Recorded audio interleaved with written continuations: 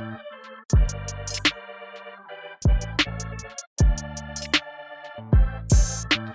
everyone, welcome to Flash Kits, a podcast about competitive Warhammer 40k and the state of the game. This is episode 5, The Primaris Problem. I am your host, Chris Vo, and joining me today is Omar Q. Right, oh shit, is my audio fucked up? Hold on. God damn it. No, but the Discord audio. Hold on.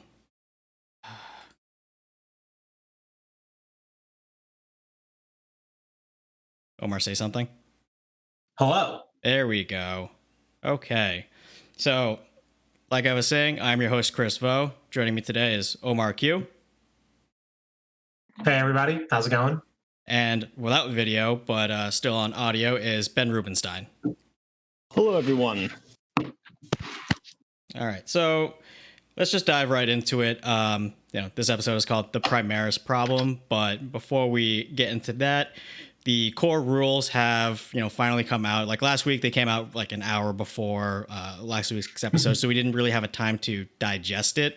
But I just wanted to hear your guys' thoughts on the core rules and what changes that they're going to have on gameplay and game plans in 9th edition. I think 9th edition is going to be a more strategic game. 8th edition was kill, kill, kill, shoot, shoot, shoot, hold some board. But I think 9th edition is going to require a lot more finesse. I'm hearing and seeing a lot of hordes are dead. I think hordes are just different than what they were. Yeah. It's no longer... Yep, Ben, go. Take it away. Sorry about that. Yeah, I'm having pretty similar feelings about that. The 8th edition was extremely killy. The rules were balanced. Like you're supposed to get about half your points from killing and half your points from holding. But it turns out that killing all of your opponent's models also prevents them from holding. So killing just ended up becoming way more important. So in 9th edition, they've taken away a huge amount of the points that you can get from killing. And this ends up making it so that holding is really, really important. And hordes are great at that. So I actually think that we're still going to see some horde armies just sitting on all the objectives and sort of racking up all the points. Yeah, I'm really excited for the actions that they've added in too. It's no longer my characters aren't just there to buff, or my units aren't just there to buff or shoot or hold an objective, but being able to make a Thousand Suns character perform an action for 3 victory points. Cool. Yeah, he's not my sorcerer. My aspiring sorcerer isn't casting a bunch of smites and a bunch of spells at you. Yeah, that sucks, but also 3 victory points. I'm here for it. And there are other ways to do it, and there will be more ways to do it, I imagine, as the game evolves and more rules come out. Interesting. Yeah, I also think the actions very much kind of play into the whole taking away from killing, because if I'm making my unit do an action to score me some points, it's not killing my opponent's models, which before, it would have been killing my opponent's models to score points. And now it's just doing an action to score me points, which means that it's also going to then give my opponent more tools to score more points. So I think denying points from your opponent is also going to look very different in this edition as well. Yeah, and I think the other thing that's got me really amped is how it just makes the game a little more epic. Like, yeah, aspiring sorcerer, you do that psychic ritual, it's going to give me 3 victory points. It's strategic, it adds more layers to the game, and frankly, it's a little more fun. All right. So let's chat a little bit about the core rules changes that going from 8th to 9th. So obviously one of the things is the command phase, but we don't really know too much about the actual command phase. But for the movement phase, one of the changes has been models can move freely over terrain that's less than 1 inch in height. Now, I don't know about you guys, but I've been in situations where I've had a tank and then there's been like a small knee-high wall and my tank can't move over it. So I think that that's just one of the things that speeds up the game and makes it a little bit more intuitive. What do you guys think? I've been in that situation with a goddamn knight, and I hate it. And I'm still pissed about all of those games because it's like, you are a knight. You should be able to turn this thing into dust. You can step over it. I lift your knees up. You should be able to get over. The other thing with the command phase, I suspect we're going to see a lot of these things that are happening, quote unquote, at the beginning of the turn, get day one errated to be moved to the command phase. Yep. They might do that to remove some of the inadvertent stratagems that you can use, 1,000 times a turn if you have the command points that they perhaps did not intend for that to be used. Because we all know it is like, I can spend as many command points as I want to have my one tech priest hand Canticles of the Omnissiah to every knight within range of him, and maybe that was intended, but they'd have to seriously change wording on that stratagem or really change the functionality on that stratagem. But if they just say, hey, it's in the command phase now, well, now it's in a phase, we're in a phase, we have that once per turn limit. Yep. And I think it's going to give a lot of minor tweaks like that. It sort of gives a place for things to happen, whereas before there's sort of this nebulous at the beginning of the turn, whenever that is, which wasn't really falling in a category. You just had this sort of uncategorized time that was happening. Yeah, I think that it really slots in nicely with those things like, say, like prepared positions or something like the Hydra's Whale Relic, where it's just at the start of the battle round, where, like if you're doing like your prayers, like I don't know how many times like you've forgotten that to do your prayers if you're going second, I personally do it all the damn time.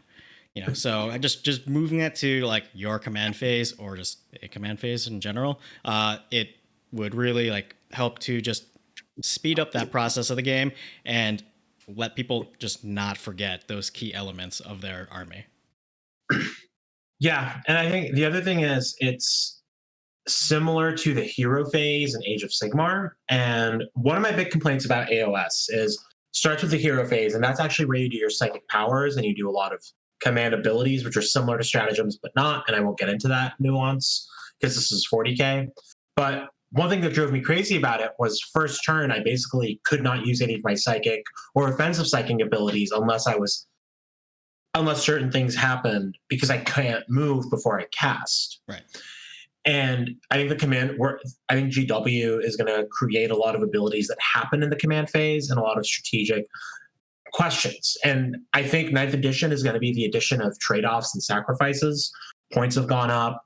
The core rules are more punishing and more nuanced.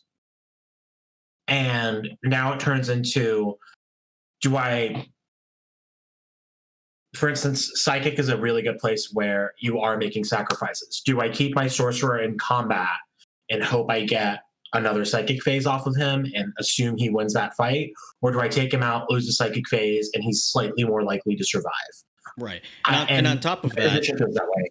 Yeah, and on top of that, the Psychic phase, like you can only activate each Psyker once now in the Psychic phase. You can't, just hop around from Psyker to Psyker doing one cast at a time, trying to get off all your smites, but and then get off, like your, I don't know, whatever targeted spell that you want to. As someone who's brought 7,000 Sun Sorcerers to a tournament before, like I use like little tokens to keep track of who's got how many powers. But even using that, I've had many opponents just be like, I have to trust you at this point because I'm so lost, and I don't blame them. I have like 7 guys. Some of them are triple casting. I have stratagems that let them forget spells and learn spells. There's just so much happening in that psychic phase, and then to add on that, well, I can activate this guy and then be like, I'm going to come back to his second power later because I want him to warp time someone else like later on.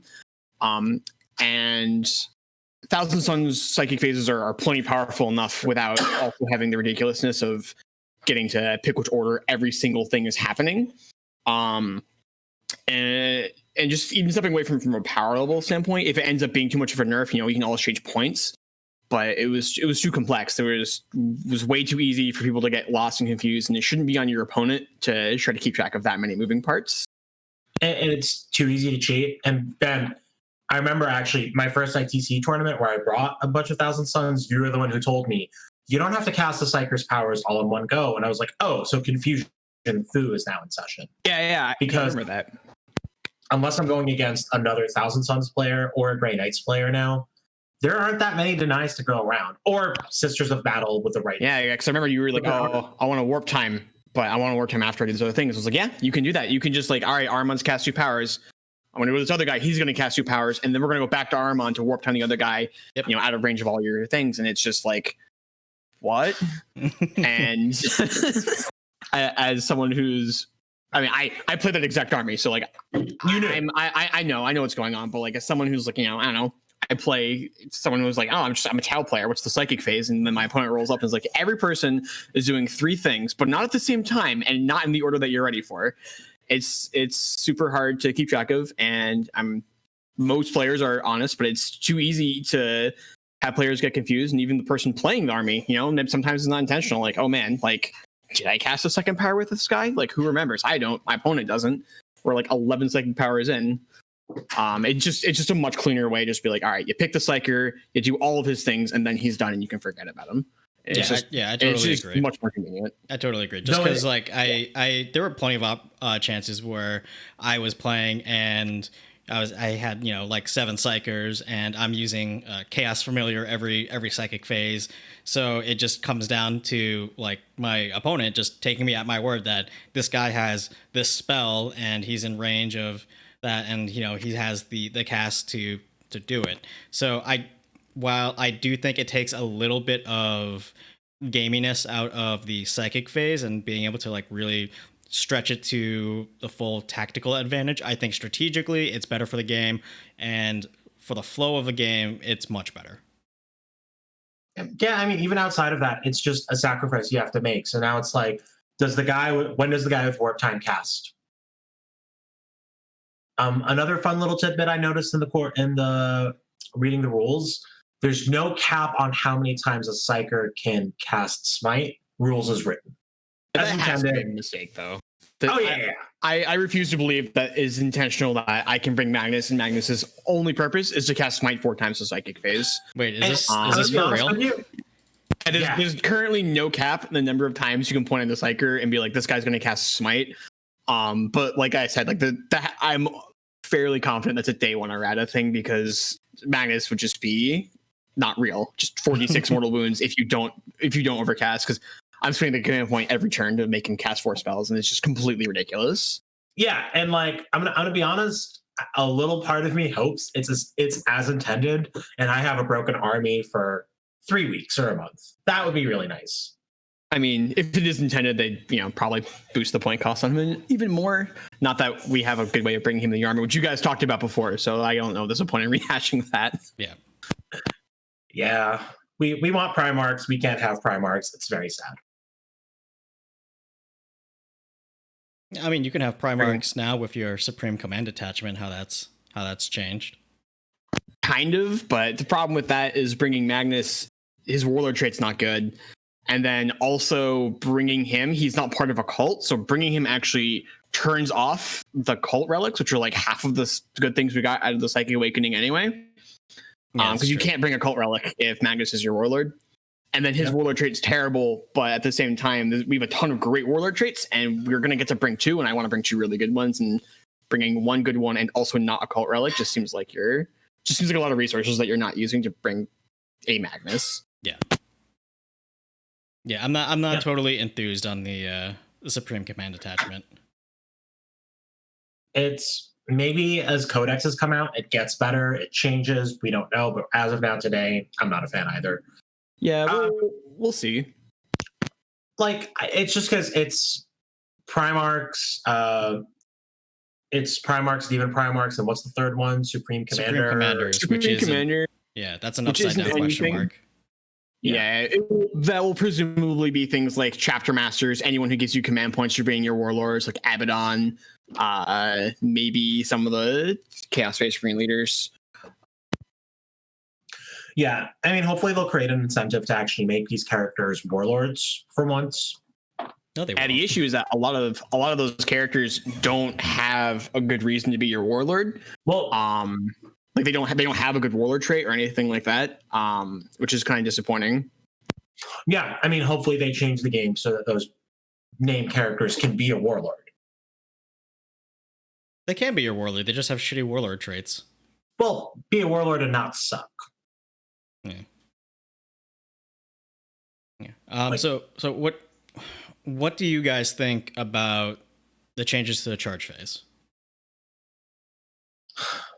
Ben, I'm gonna let you start off on this one. So as a Tau player, what changes? I don't see any difference here. No. I forgot you play Tau. Eat a dick, Ben. So generally speaking, I think that taking Overwatch away from other armies, unless they spend a command point, isn't as huge a deal as a lot of people are making out to be, because for the most part, Overwatch tends to be rolling lots and lots of dice, wasting a bunch of time on your clock if you're actually playing on a clock, and accomplishing next to nothing. Most armies are not going to see a huge difference. That being said, there will be armies that will be seeing a larger impact, like Iron Hands. Not that I have any sympathy whatsoever for Iron Hands getting another nerf.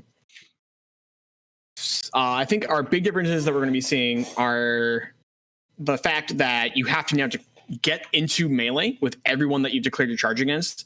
That's going to be a pretty big nerf to extremely killy units that are used to declaring a multi-charge. Sorry, let me reiterate. Extremely killing units that have a fight again stratagem. They're used to like murdering something in melee, piling into something else to declare a charge against, but could never actually reasonably reach, murdering that thing as well, and then like piling into the thing behind it. Like for example, there's like an important character surrounded by guardsmen that they could never actually get to, but they can kill the guardsman, kill the character with the second fight, and now they can't do that because you cannot declare. I mean, they could declare the character as a charge, but they have no physical way of putting a model next to it. They can't actually get in there, and that's going to be a big change. And I think our other really big difference we're going to see is that engagement range now includes a 5-inch vertical measurement. Yes, that is. And it's going to be really huge. Yeah. Because there's no more nonsense. Oh, I filled up the entire second floor. There's no way to make this charge, or you can only make the charge if the tournament has made some prior ruling that if you roll high enough, no matter where you're putting your models, you can still fight, which was always very confusing. Because then you had to figure out, well, who's actually on the front lines of this fight. It's also no more like going up a building. Now your knight can't charge me. It just makes a lot of charges that wouldn't be possible for really silly reasons extremely possible now. So like, you're going to see a lot of people forgetting about this, when when the world, is restarted and is no longer ending. We're going to see a lot of those like early tournaments. People are going to like put guys to the second floor and then just forget that they can still get charged by knights. And you're going to see some like really sad people just going, oh, my guys are all just dead. Your knight just like kicked them, even though, they're 5 inches up, because that's still engagement range. Drink the Wolf and Chaos is saying there's already an FAQ for that, though. If you touch the base for the terrain, you were considered in combat, and if there are models on the second level of terrain or something similar. I don't believe that is the case. That was not an FAQ. That was a rule that a lot of tournaments enforced. Yeah. But that was like a house rule. That wasn't there was no official rule saying that you could charge things in second floors if the second floor was filled up, which was terrible. I did a tournament that was like run by someone who just hadn't run a lot of tournaments in the past, and he was really just sticking to the match play GW rules. And I tried to ask him, like, is this a house rule? Is that it? And he's like, nope. Someone fills up the second floor, you can't make it. And it's like, okay, guess my knight isn't doing much today. To be fair, you do have that knight stratagem. Never make it. Knight can never make it. But yeah, we do have that knight stratagem, but the knight stratagem also required you to have like a fist or a sword, and required you to use the fist or the sword, and like it's also really bad. Yeah, like a fist against guardsmen is going to kill like 4 guardsmen, whereas if you're allowed to stomp on them, you're just killing the whole squad. Right. Yeah. Hebrew's saying Psychers can't fall back and cast. Talk about poor Eldar, damn it. Eldar have other things, I think. Yeah, not being able to fall back and cast is, generally speaking, not great for anyone who wants to be casting powers, although a lot of Eldar psychic powers have some pretty impressive ranges on them. Most of my experience playing against Eldar, if I'm getting into melee with their psychers, something has gone pretty wrong with their game plan, unless I'm some sort of like super choppy aggressive army that can make extremely long charges. We've already talked about the nerfs to that. Like, I'm not going to be able to get into Eldar characters with the intention of killing them. Although touching a psyker is going to mean a lot more now, especially even if you can't wrap them, because they're going to have to stay in melee with you. That's true. And combined with the changes to the character keyword protection, I feel like it's going to be a lot easier to be able to reach out and touch those psychers because they've got to be near somebody. You can't just have like a hidden unit of Nurglings and then Armon standing in the middle of the field being invincible. Those Psychers are going to be next to things, which is it's going to change some things. So I do think that will increase the number of times we see some like smallish unit getting killed and then the Psyker behind them getting touched in melee. And then the Psyker is going to have to make a decision. Although if you're Thousand Suns, they have multiple ways now of just relocating their characters without technically falling back. They have a cult that can just teleport their characters around, and they also have a relic that can teleport stuff around. So that's not a great example. But for Eldar, we're definitely going to see some Eldar Psychers stuck in melee and be like, do I want to get Doom off one more time this game, or do I want to run him away and not get Doom this turn? Yeah, and then possibly survive. Whereas if you have like Ahriman or Demon Prince in combat, you just keep them there because Ahriman's secretly a close combat beast and Demon Princes obviously are. So you just do your smite and then, fight them. Yeah, Demon Prince will just hand itself a 3-up invulnerable save and, kick your teeth in for being in melee with it. Yep. But even an Exalted Sorcerer is not bad in combat. It's not Ahriman or a Demon Prince, but if it's in combat against an infantry unit, it could win. I still don't think we're going to see Exalted Sorcerers. That they just cost extra points for almost no reason. But that's a different discussion. Fair. Yeah, the only reason that I would always ever bring Exalted Sorcerers is because you can no longer bring the regular Sorcerer on a disc. Yeah, sure. Fair enough. Yeah. So going on with the fight phase, what do you guys think about the changes to engagement range? It's still nominally 1 inch, but if you want to fight in ranks, it's changed to you got to be within half an inch of a friendly model that's within half an inch of an enemy model. It's a pretty good change. It makes the sort of like really picayune, like arrange my unit on 25 millimeter bases in this exact organization. Now I can fight in 3 ranks. Haha. Like, actually, it's 4 ranks if you perfectly tessellate them, which is stupid, but whatever. Yeah, right. So that's gone. That's a good thing. Also keep in mind, it's half an inch now to get an engagement range, so it's no longer I'm rolling, but your charge no longer needs to be within an inch. It's now within half an inch. No. It's still 1 inch, but if you want to fight in ranks, it's half inch and half inch. Engagement range I thought was half an inch. No, engagement range is still 1 inch. Engagement range is still 1 inch. Oh, all right. Well, here I am not knowing anything. But generally speaking, I think that this is a good change to not allowing units to fight in quite as many ranks. You have to actually be making a larger effort to surround units if you want to get a million attacks off against them. Yeah, I think the other thing about it too is it's another nerf against horde armies and big units, and it makes close combat more interesting. So now you're going to get punished for shitty rolls on your charge. Yep. Yeah, you're going to think really hard about what you want to charge now because you're obligated to now go out and touch everything, or you're obligated to get high enough on the dice, right, to be able to get to everything, which before you could just kind of like, he's 11 inches away. Why not? Well, you can't do that anymore. Which, if you do that 3 or 4 times a game, eventually you're going to get lucky and it's going to be really bad for your opponent. And now if you try to get lucky every time, well, the 5 times that you don't do it, your unit just sits still and doesn't do anything, which I think is going to be a significant change. There's a much higher price for declaring those kinds of things now. Yeah, but charges are a lot more viable with terrain rules. Are they? I still think so. Explain. Like, I can the board is smaller. There's just literally less space for my melee unit to have to cover. 2, there's ways to keep my unit safe to a certain extent.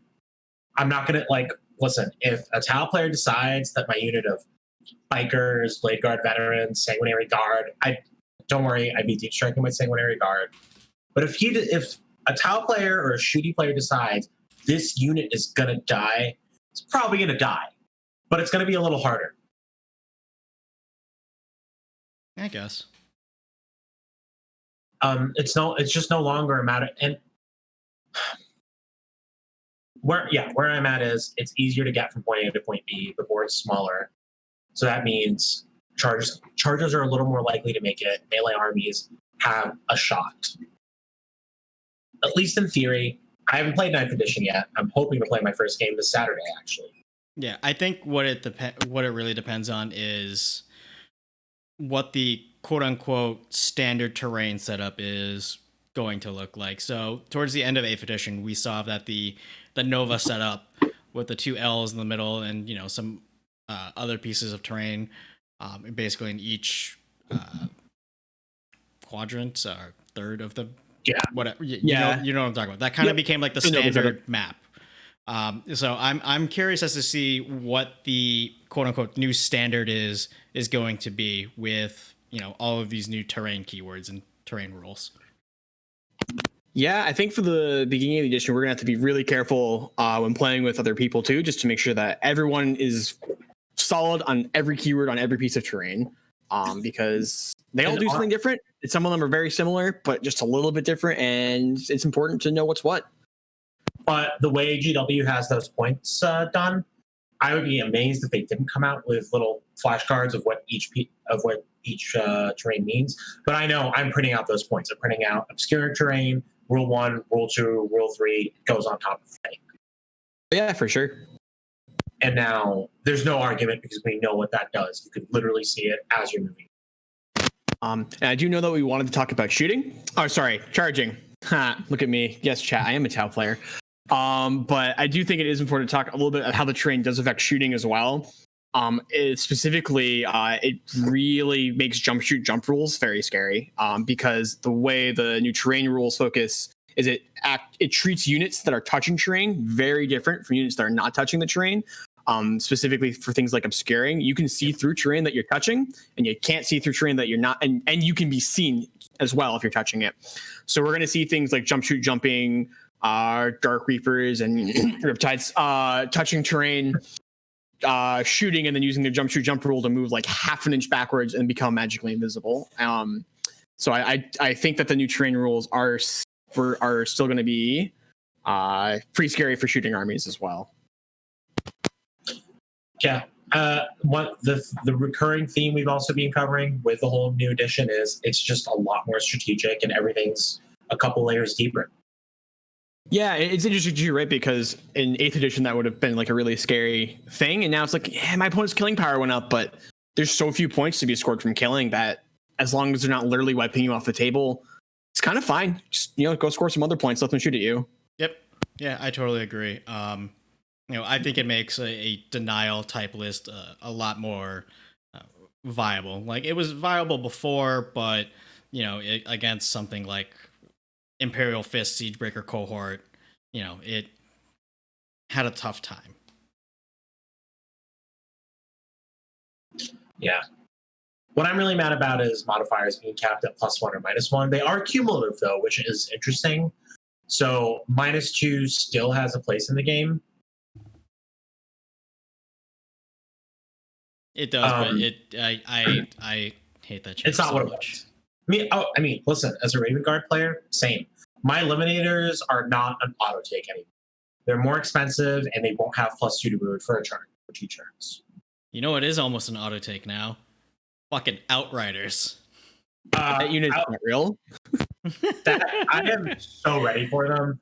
I've pre-ordered I've shown interest at a hobby shop in the area for Indomitus just because I want Outriders and I want a lot of them because oh my god, having them run up the board, kill things, and then turn 2, assuming they're still alive, go character hunting. Yeah, I will kill any character in the game.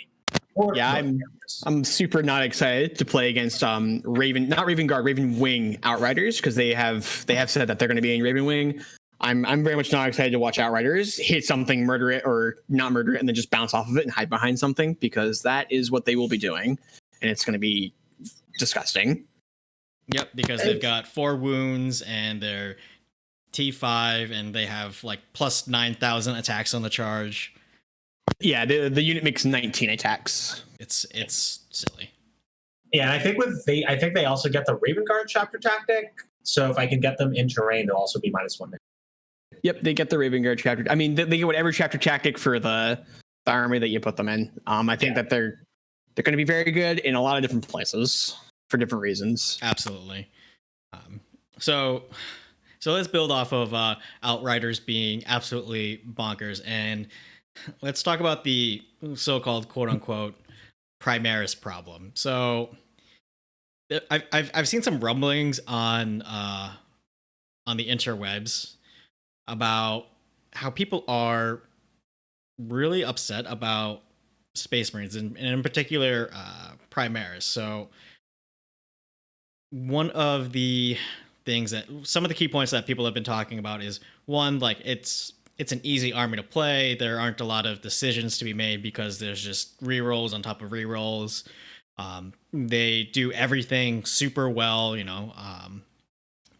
and people are just saying that it's unfun to play against, which, I mean, like, if you've played against a wad of Centurions and a smattering of Thunderfire cannons, I can totally see that point.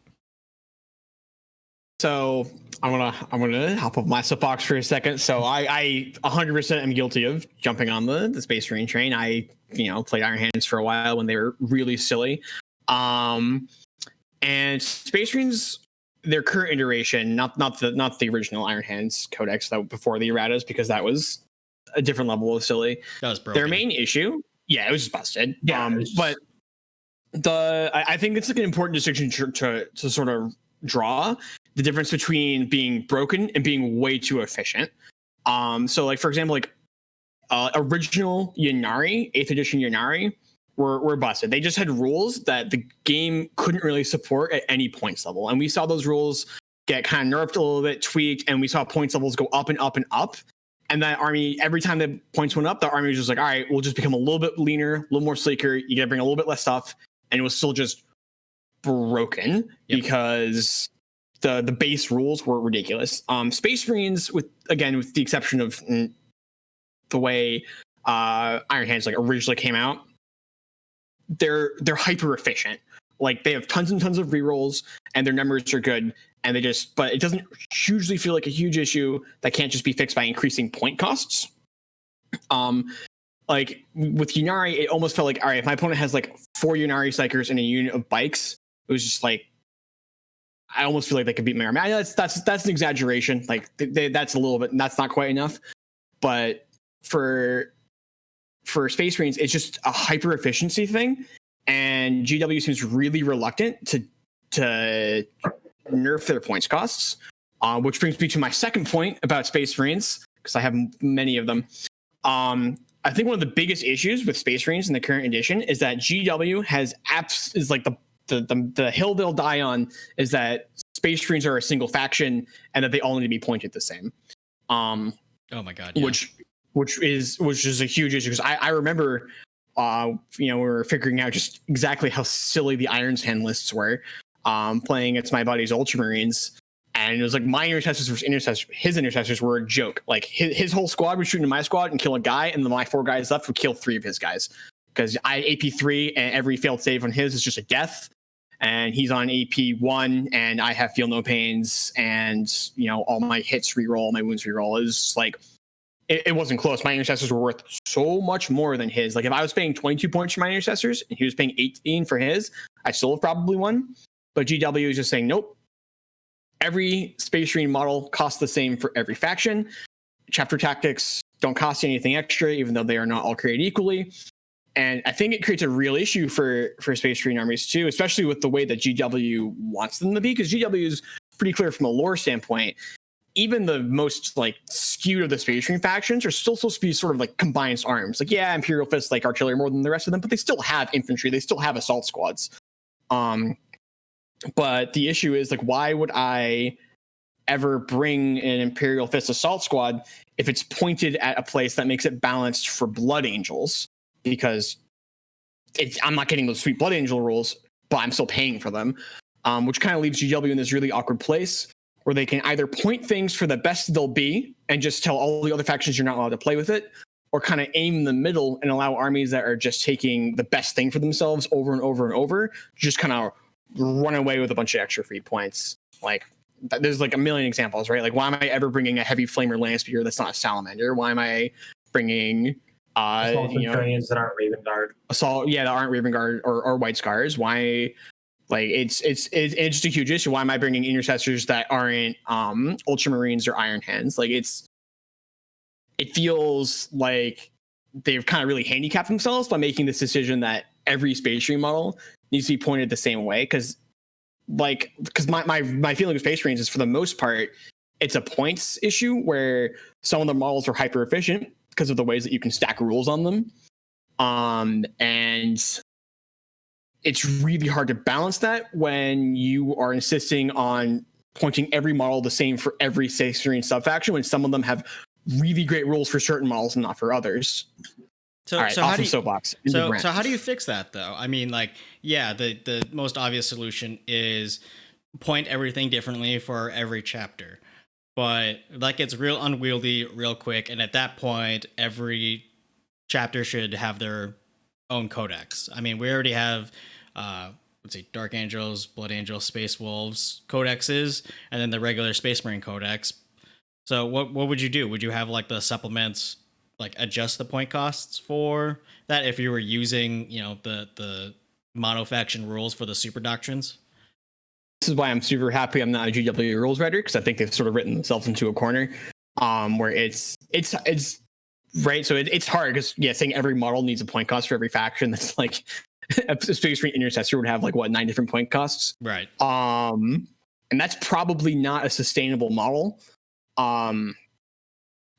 But at the same time, this also means that they're constantly having to rebalance for the top tier Space Marines. And then what does that mean for all the other Space Marine players? Like, so I don't know if I don't have a solution. I just have a list of complaints. I think classic 40K player. I think the other way that you could do it is toning back the power of the supplements so that every chapter is a little bit more on a more level playing field, but even then, that takes away a lot of the flavor of each one of the chapters. Yeah, and that's kind of what they've been doing, right? By forcing Space Marines to move through their doctrines, they just get less time with their special doctrine, except for the assault ones, which kind of does reduce the power of the codex, right? Like, I get less time now if I'm bringing an Iron Hands army. I only get one turn being, this extra special Iron Hands doctrine. Which is a reduction of the power of that particular codex supplement, which again kind of moves me closer back towards where everyone else is with their codex supplement. Right. So, to your point with efficiency, I think the other thing with Space Marines being hyper efficient is a lot of our best units were way undercosted. Whirlwinds and Thunderfire cannons being a prime example. Assault Centurions too are another good one, or even Devastators to a certain extent, but they were cheap. Like, Centurions were criminally undercosted. It was ridiculous. Yeah. So, Centurions are kind of egregious right now. But so I think upping the point costs the way they have is going to put it in a spot where you have to start making trade-offs. Like, sure, what's a Thunderfire cannon now? Like 140-ish. Yeah, plus the Tech Marine. No, I mean that's with Tech Marine. Yeah, it was with Tech Marine. And it was like 85 beforehand. Yes. 82, but yeah. Or 82. Cool. So that's 92. That's still a big jump either way. Yeah, they went way up. Yeah, and didn't Whirlwinds also go up a fair amount? Yes. They did. So now we're in a spot where I think by upping the points the way they have, you really have to pick and choose how you want your army to play and what you want your army. Hebrew actually put it really well. Raise the cost of all Space Marine models, and then make the chapter reduce the cost of a certain unit by X. Like, maybe, sure, possibly, but even then, that's right, unsustainable and hard. I think upping the cost puts us in a spot where we have to choose. Right, but on the flip side, Drink the Wolf and Chaos also has a good counterpoint in that, is that, well, yeah, the Intercessors and Iron Hands are better than Ultramarine Intercessors, but Ultramarine Aggressors are way better than Iron Hand Aggressors. All Right. So what I'm saying though is this allows every chapter. Oh, well, actually, first of all, with the changes now, I'm not convinced that the intercessors are significantly different from each other, which is good. Right. That's a step in the right direction. So this is one way of fixing it. But the issue is, right, is now every chapter just gets to take their thing, like the thing that they're the best at. And they're going to take it over and over. And it puts GW in this really awkward spot where they have to either point it to be balanced in the chapter that's the best and just make it so all the other chapters kind of look at this thing and go, it's not efficient for me. Or to point it to be fine for the other chapters, which then could potentially allow the chapters that are the best with it to be like really goofy with it. It's not a problem that has an excellent answer, which is a little unfortunate. And then we also were talking a little bit, right, about how Primaris are sort of pushing normal Marines out of the meta, right? Right.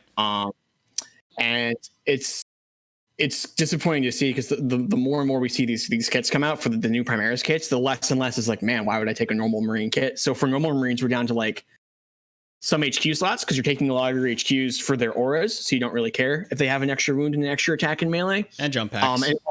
Yeah, jump packs are great because the normal Marines can take those, and then some weapon options for normal like Space Marine captains. Like we can't take a Thunder Hammer on a Primaris captain yet, but we've started putting them on our normal troops, so I'm sure it's only a matter of time. Although still haven't seen jump pack Primaris captains, but again, there are jump pack Primaris models, so it'll happen eventually. And they've also with the new Space Marines point changes, it's pretty clear that they've pointed the normal Space Marine troops just like completely out of the possibility of being relevant competitively. Oh, totally. Which is just kind of a wild decision. Yeah. So Intercessor is 20 points in a tactical Marine and is 15 points. Why would you ever take attack anymore? For the rocket launcher.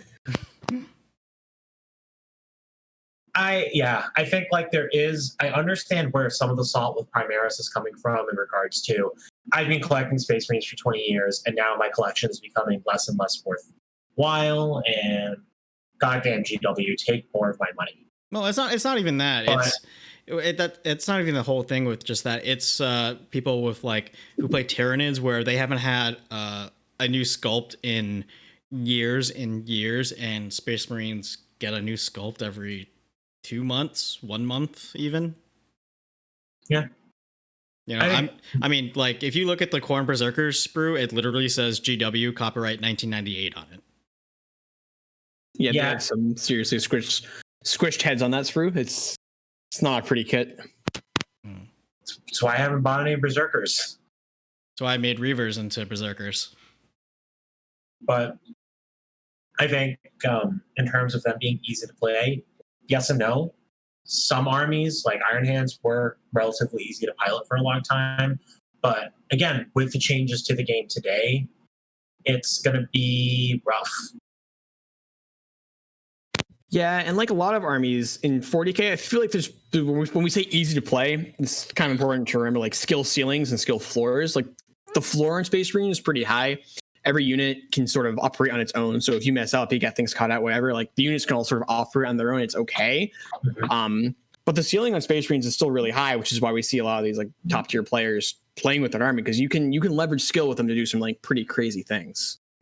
Yeah, Hebrew put it really well. Space Marines as a whole are much more forgiving than other armies, and that's true. Not going to argue that, but also Space Marines are easy to understand and dismantle. So I know Hebrew plays Eldar, and one of the things that I'm noticing with Primaris is that Primaris are moving a lot towards like the aspect warrior type of trope that the Eldar have. So like the new Eradicators are really just Space Marine fire dragons, and Assault Intercessors are really just like striking scorpions. So while they're theoretically very similar in that each unit is a specialized unit with one specific job, the difference is the Eldar version is toughness 3, a 5-up save, and 1 wound, whereas everything Primaris is 2 wounds and a 3-up save in T4. Yeah, that the eradicators, right? The melt a gun guys, they'll melt a tank, but they can still, like, just the 3 of them can still just go into a 10-man squad of guardsmen and just literally punch them to death. Like, they'll never lose melee to a bunch of guardsmen, which is it's just 3 dudes. And the downside of the aspect warriors is they really just had one job. Like, they can do one thing, and they're very good at that thing, and everything else they can really struggle with. And the Space Marines, just even when they're doing something that they're not really designed to do, they're still fine at it. Exactly. They can still get away with, like, being reasonable.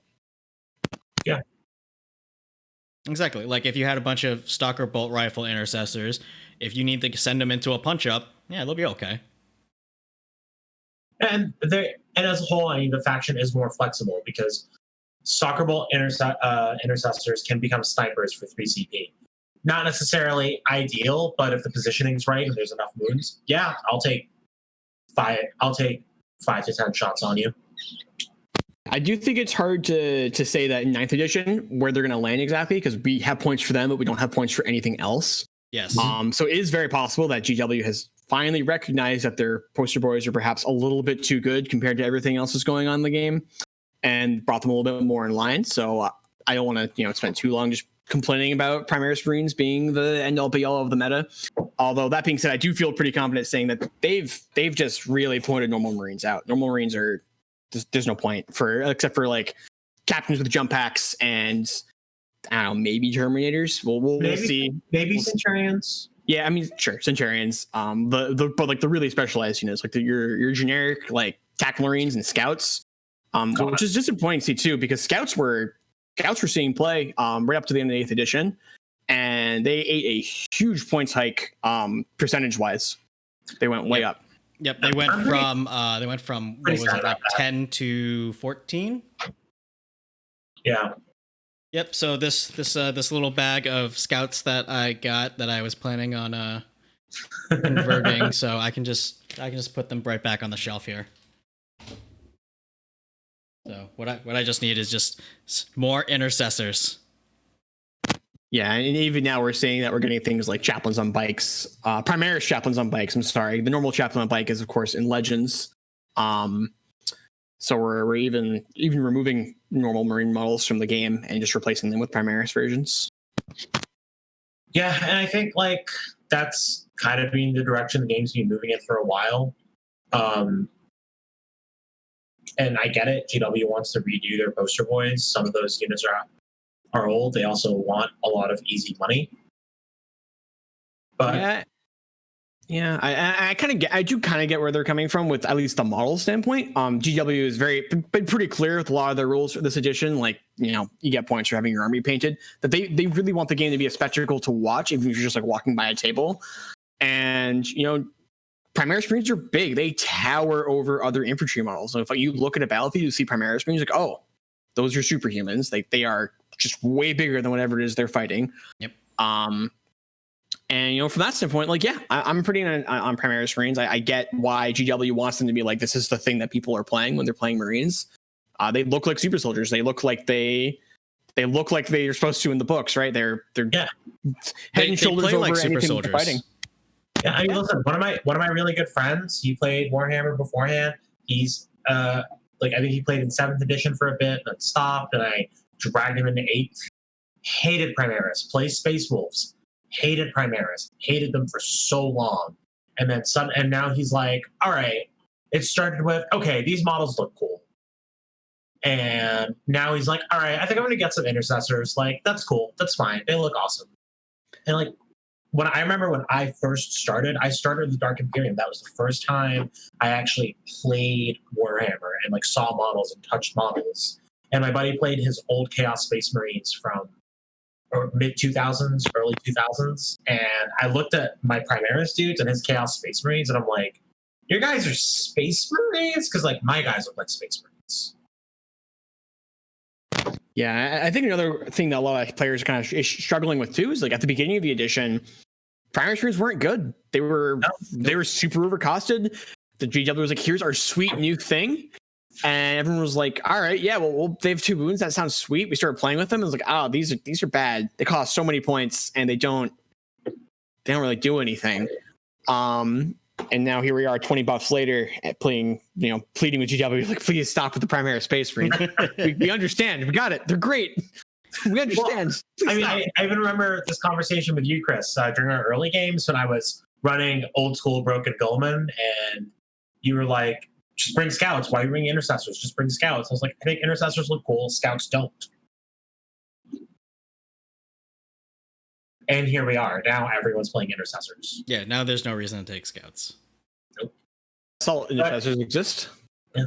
But, like, quick aside, I am excited to blow the dust off of my Custodes.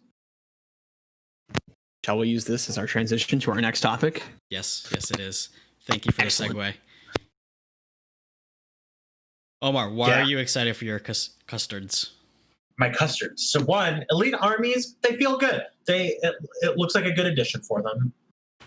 2, I think, like, being durable is more viable in this edition. So, yeah, I'm pretty stoked to run a bunch of Alaris Terminators. I think I have 5. I'm probably going to buy 5 more because fuck it. And I have a bunch of bike captains. Yeah, those And things are bikes. scary. Yeah, like, I'm excited. The War of the Spider did a lot of good things, which we covered in a previous podcast. But elite armies feel viable now. They're not just going to be overwhelmed by fucking hordes. Yeah. Yeah. I saw a thing on the Warhammer competitive subreddit where somebody compared all of the HQ units to find which was like the most durable and toughest one, and the one that he found to be the toughest one was the Custodes Shield Captain on Jetbike. Yeah. Kamal doesn't die. It's so tanky.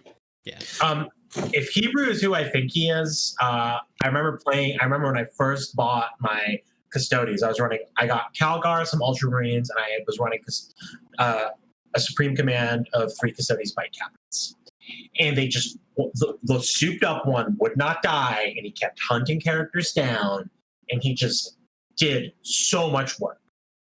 And the whole time he was like, what the fuck? We looked up the rules, we looked through the data sheet. He's like, you're not cheating. It's just that tough of a model, and it does a lot of work. And with current Custodes now, all the stratagems, all of the sub-factions or chapters, I guess, like the warlord traits and relics, Yeah. they have options. Yeah, I want to take that as sort of an opportunity to talk just a little bit like how like incredibly different army building is going to be in 9th edition. A lot of people I'm seeing like trying to like slot in their old 8th edition lists and 9th editions. You just got to throw those out. They're just they're just gone. It's totally different. It's a totally different game. And 9th edition helps a couple different armies in a couple different ways. And I think the most like fundamental difference is we used to be taking extra detachments for one of 2 reasons. It was either to get more rules into our army. So we're taking another detachment from another faction to get rules that we wanted that we did not have in our original detachment, or to get more command points. And the more command points is just gone now. And every Custodes army that I've ever tried to build myself, not that I actually play Custodes, I always end up putting a battalion of guard in it. It's just like I want command points, and Custodes, it costs like 700 points for a battalion. Like you're not bringing a Custodes battalion, you're bringing guard. And that just feels really silly that you're like, oh, I'm playing Custodian Guard. But there's 60 guardsmen because I needed command points. Because a lot of the elite armies have really sweet stratagems that they just didn't get to play with because you were either playing your mono elite army with like 1 battalion and maybe like a Vanguard detachment if you were lucky. And now you can fit your whole army into the same detachment and just be like, yeah, I have 12 command points. This is great. And you're rewarded for playing an elite army. Yeah, and you're rewarded too. Because because on the other hand, right, we have a lot of armies like Chaos who were oftentimes taking a second attachment just for like more rules. Like those armies are now getting punished. No, I was taking 2 extra detachments for more rules. I was being kind. Yeah, sure. Like every Chaos army ever built is like 3 different detachments, 3 different factions, like for the stratagems, for command points, for access to as many pages of stratagems as I want, because every Chaos faction has like 2 or 3 really sweet things going on, and now you're sort of punished for that. Now you want to be everything in 1 detachment. I get to bring 1 set of rules, So I think there's still a world where you bring a second set of rules. You just have to be really careful and think about it. Yeah, I think we're going to see a lot of patrols. I think we're going to see a lot of patrols. Yeah. I think the standard soup type of list that you're going to be seeing is one battalion and then a patrol, maybe a second patrol, because you get that patrol. It's only one HQ, one troop, and then you get two of the rest of the slots for whatever else you might want. Triple battalions, dead as a door now. That's gone. Yeah. And I'm fine with that. Yeah, if you were going to bring 3 battalions, you're probably looking at trying to build a brigade, depending on what faction you're playing. 3 battalions, that is. If you want to bring that many troop choices, because triple battalion, you just can't do that. That's all you're not playing with command points at that point.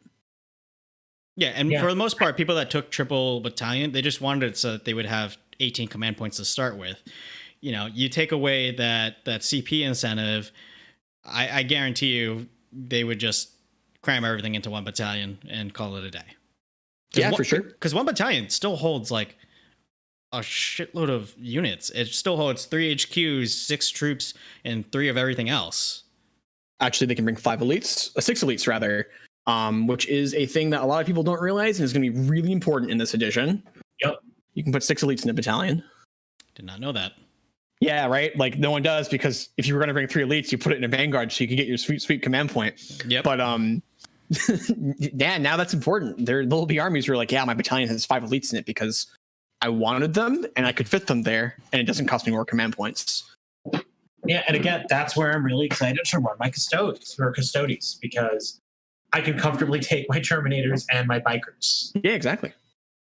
I don't have to worry about command points. My troops are fine. Like, armies that weren't viable are going to be viable. Hebrew's asking, what about heavy support? Probably 3, maybe 4. Like, you're saying how many heavy supports can you fit in a battalion? You can fit 3. You can fit 3 heavy supports and 3 fast attacks. Yep. So armies are going to look different. I like that we have to throw out everything we were thinking of in 8th edition, because 8th edition got gross. And to me, it started to get a little unfun personally. Even competitively. Like, yes, competitive play and fun play are different in a lot of ways, but this is a game about plastic super soldiers and space demons and maybe space aliens, but no one cares about Xenos. It's supposed to be fun, and it got really frustrating to be like, here are my 1,000,000 guardsmen for all of the CP. It's like, cool, awesome. I don't understand why or what we're going to do with this. Sweet, let's go. Yeah, to circle back around to I'm a dirty Tau player. Like, Tau, my Tau armies were like, I was like, all right, I'm going to have 6 command points because Tau troops are just a liability, and I'm going to spend 3 of them before the game starts because Tau stratagems are good, but not excellent, and it's just literally more of a liability to put things that have to walk on the ground into my army than it's worth to actually get command points. Yeah. Oh, speaking of Tau, how do you feel about the fly keyword changes? The fly keyword change, yeah, this is a big deal. It's very interesting that they've chosen to nerf everything that's on a Riptide in the Tau army again. Now, this is not me complaining. I actually think Tau are going to be in a very good place in 9th edition. It's just curious that they've made so many decisions that I feel like just reduces army diversity for that faction. Riptides are going to be really, really gross because they have the monster keyword, so they can shoot into melee if they get tagged. Although for the most part, they are going to be able to stay out of melee because they're Riptides. They also do silly things like if you do tag them, they can shoot into your unit and then in the charge phase move with their Nova Charge and just get out of melee. So they don't actually even have to stay in melee with you. So they can shoot and get out. So the faction is going to be good. But right, back to the actual question that I was asked. The fly keyword, I think that change is good. I think it's very good because the fly keyword used to just feel like your opponent would ask you, what models do you have that have fly? And then you'd be like, everything. You're like, my combat doesn't matter. Like, I can charge you, pile in, whatever. Unless I have a rule that says you're not allowed to fall back. Like, the combat phase is a way to do damage to you, but it's not a way to actually affect the game state in a significant way. It felt really silly with hover tanks. Like the difference between a tank that can fly and a tank that can't fly is that you can put the tank that can fly on the table and not be embarrassed for yourself. And in this edition, we're going to see flying tanks and not flying tanks. I think it's going to bring a lot more diversity back into armies, except for somehow Tau. We're going to see a lot of models that we have not seen in 8th edition. I think we're going to see a lot more Lehman Russes. I don't know if they're going to be top tier, but like we will see Lehman Russes. For those of you who don't know, if you put Lehman Russes in a spearhead, they get OBSEC. Which is kind of wild because I think there's gonna be a lot less OBSEC, so there might be something there, but that's a different rant. I think that the general change is a good one. Forcing people to stay in melee to shoot at you is kind of a really interesting decision. That I wasn't really expecting that one. That was kind of came out of left field. What do you guys think about that one? I'm okay with it. I like it. The fly keyword was definitely overpowered, just because just looking like the Repulsor Executioner, there's no way of shutting that down short of just killing it. Yeah, exactly. The fly keyword, just this model is immune to being interacted with other than killing it. Yeah.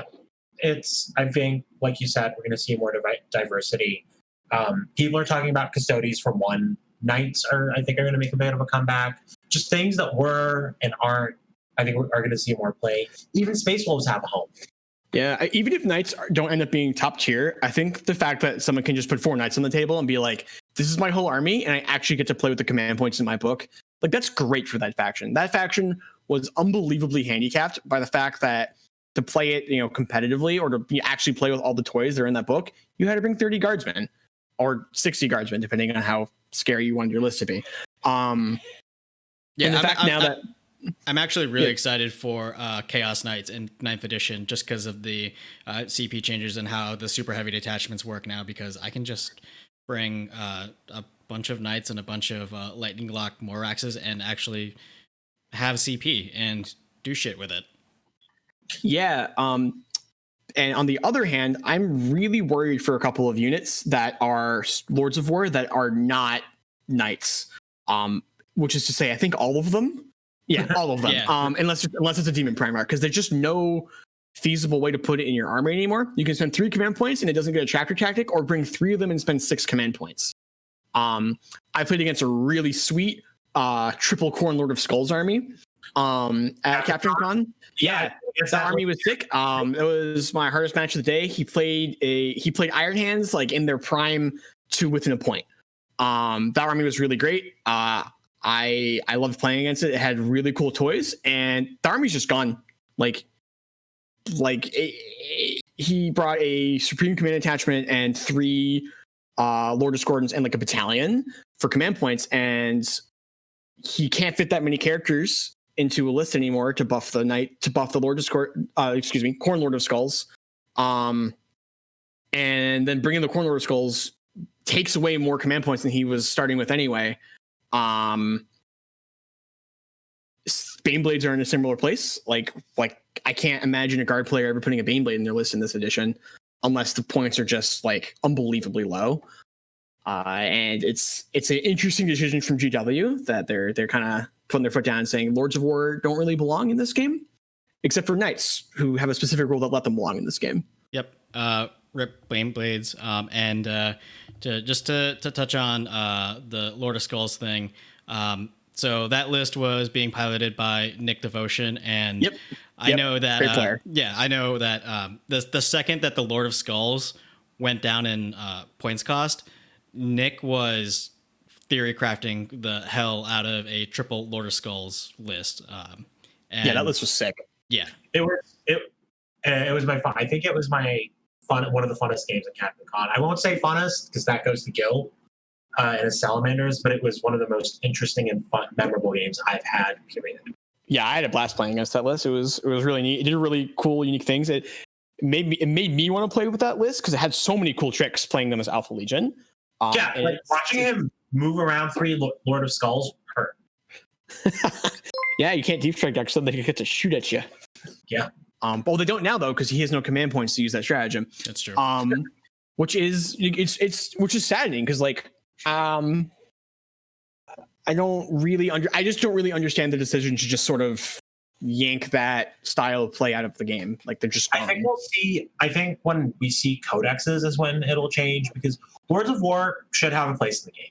They're amazing models. They're big models. People like them. Yeah. I think when codexes come out, we're going to start seeing a place for them to play, because those things, my guess is we're going to see ways for knights and other big models to score outside of just kill and hold. And it's going to be scaled up in terms of action, similar to other units. That's where I want to put my money. Yeah, I'm not particularly concerned about knights. I think that knights will be fine, potentially good. The issue with making predictions is like it could all be about costs. GW could be, all right, knights are 100 points each, and then yeah, they're the best codex in the game. But like, it all kind of comes down to point cost. But like mechanically speaking, like how they actually interact with the game, like they seem like they're in a reasonable place right now. Yeah, again, it all comes down to the points cost. We only have the Space Marines points cost, and even those are just leaks. And so you can really only compare it against Space Marines themselves. So like we know that it's a 10 to 15 point increase across the board. But, if assuming like let's just make it easy, say it's 15%. If every other faction only goes up 10%, then, that's objectively a nerf to Space Marines and levels the playing field a bit. Otherwise, if GW says, fuck everyone that's not Primaris, everyone is plus 25% points cost, including knights, then, that'll be the end of them. Yeah. Hebrew's asking our honest opinions from a competitive standpoint on Craft World Eldar and Harlequins. I don't know enough about the faction. I'm actually helping a friend get into 40k who's building Harlequins. I think Harlequins are going to struggle a little bit in that you can't build a mono Harlequin army. They're going to have to take an ally, but they are not going to have to take more than one detachment of allies. It's hard to be just like, oh yeah, they'll be great. This is exactly this because points, and we don't know points. But I think that the Harlequin jet bike list is alive and kicking, and that their Psychic Awakening has some really scary words in it. And those jet bikes are terrifying. They have the Raven Wing trick of they can hit you and then bounce off you before you get to fight. Yep. And any faction that has that trick is really scary. So I think that a Harlequin Craftworld Eldar mixed list is going to be really good. Craftworld Eldar, I think, are going to be able to stand on their own. I think there will be many different iterations of Craftworld Eldar mono detachment lists with all 12 of their CP, laughing at everyone else who has to ally and stuff for various reasons. Yeah, I mean, Craft Worlds have always been competitive, if not, outright S tier. They've never been worse than like A tier army, maybe A minus. It's the issue that the reason why you don't see a lot of Craft World Eldar, as is like we touched upon before. It takes a lot of skill to be able to get maximum value out of your very fragile, very specialized units. Yeah, I think the one tough thing for the mono Craft World army is going to be the game is really moved towards holding objectives. They're a little fragile, not being able to score as many of their points, but just kind of playing the cat and mouse of like run in, run out, hurt my opponent, get score points that way. They're going to struggle a little bit more with holding objectives, but Wave Serpents are a silly model. Just stick those on your objectives and hold them forever. I think that they will be in a good place. Yeah, I agree. There's always a spot for Eldar. They have so many nefarious pointy-eared tricks that a skilled player will always be able to, get the value that they need out of them and make a serious run. The skill ceiling on Eldar is so high that unless something really heinous happens with their points, they will be perfectly fine in the next edition. Yeah, you just gotta, Matt, you just gotta get good.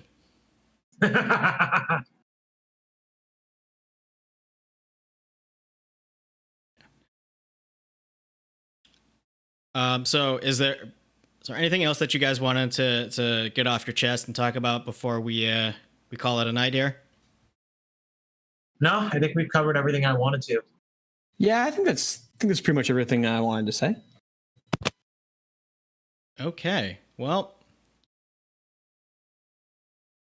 All right. Well, everybody, thanks for listening to this week's show. We stream the show live every Wednesday at 7 p.m. Eastern on Twitch at twitch.tv/FlashGates40K, where you can follow and subscribe. We're also on anywhere you can find podcasts. We're like Spotify or Apple Podcasts. And if you subscribe there, you'll never miss an episode. Feel free to leave us a review. This has been the Flash Gates podcast. Bye for now, and keep